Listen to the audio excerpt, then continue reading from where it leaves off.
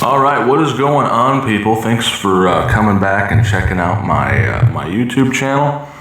I thought today I would go over my entire RCA Legacy CD collection, and I don't think there's a better place to start than with the album collection. So if you don't know what this is and you don't own it, pretty much the gist here is you get every single master recording that Elvis Presley ever did in these little mini LP record sleeves, faithfully restored, mostly with the same colors that were used, same text on the back, and I'll pull out Harem Scarum as an example. You get the stickers, and most of the time, if it came with a bonus photo, you got said bonus photo. So this is my preferred way of listening to Elvis albums on CD. I go to this every single day. There's not one day that goes by where I don't pop one of these discs in, usually more, to be honest.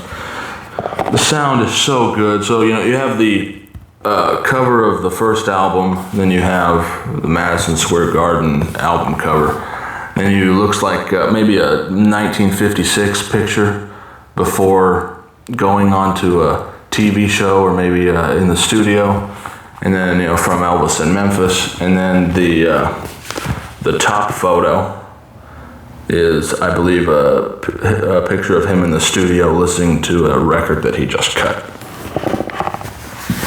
So very cool. This is hard to find now, but I'm glad that I have it. And then we got the 50th anniversary of the 68 comeback special. I won't get all this out, but pretty much it claimed that it contained all known material, audio and video, but it just takes a little bit of research to find out that was a lie.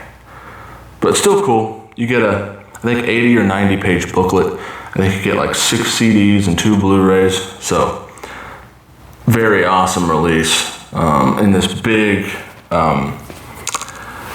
sturdy packaging. I love the material they used on that. So like I said, just legacy stuff. So we're gonna go into like the 8-inch stuff here.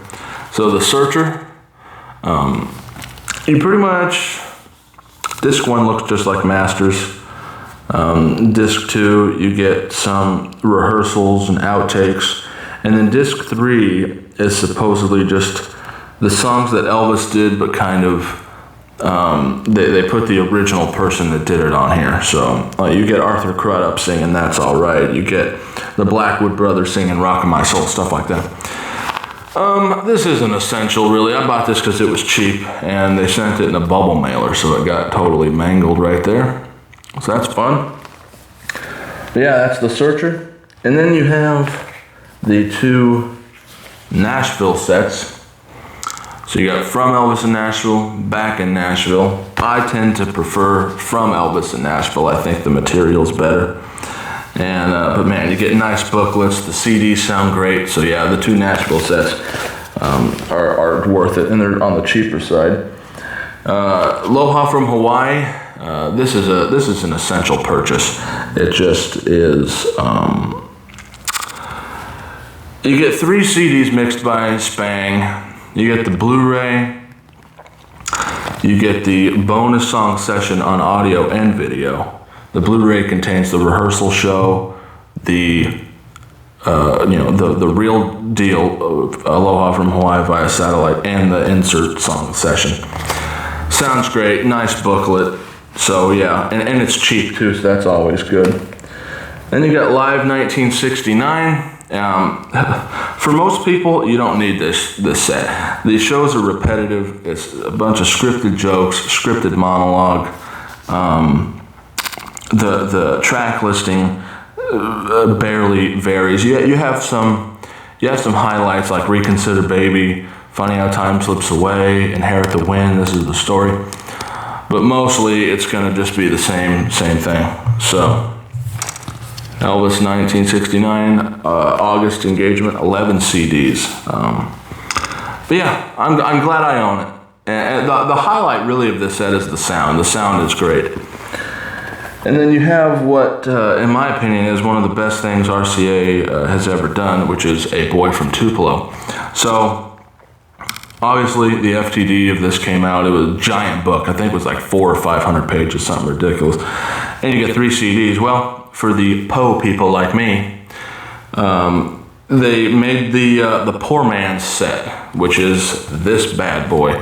And they still decided to throw in a decent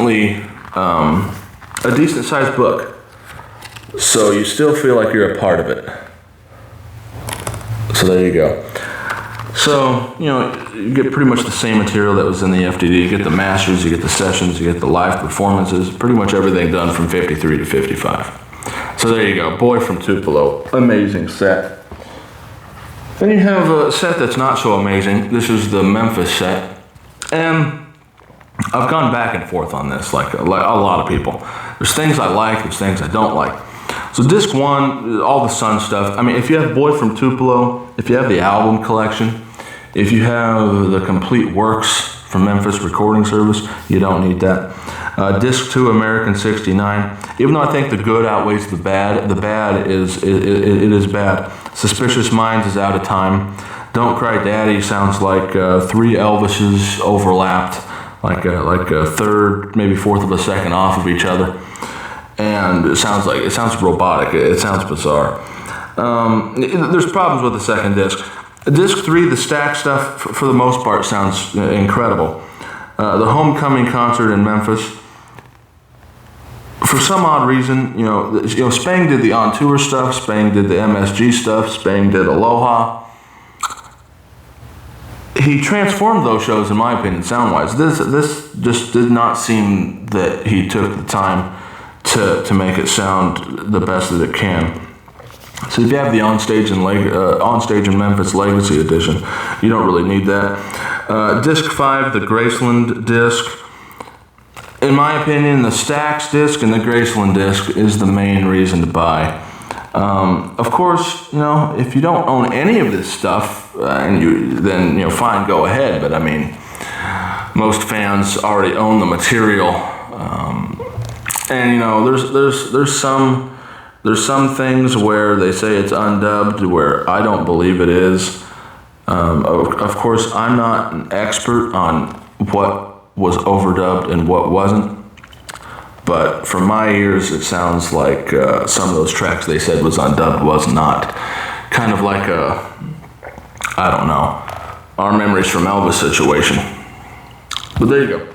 So then you get, let's see here, you get one of my favorite releases ever, Prince from Another Planet.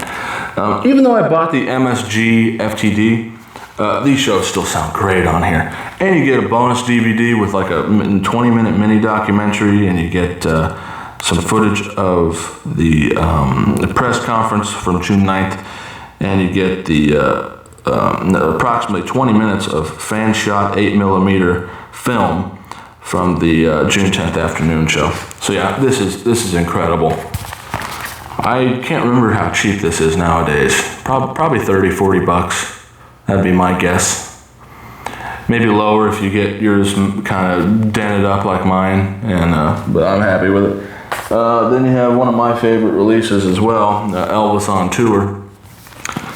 And this is just a phenomenal set.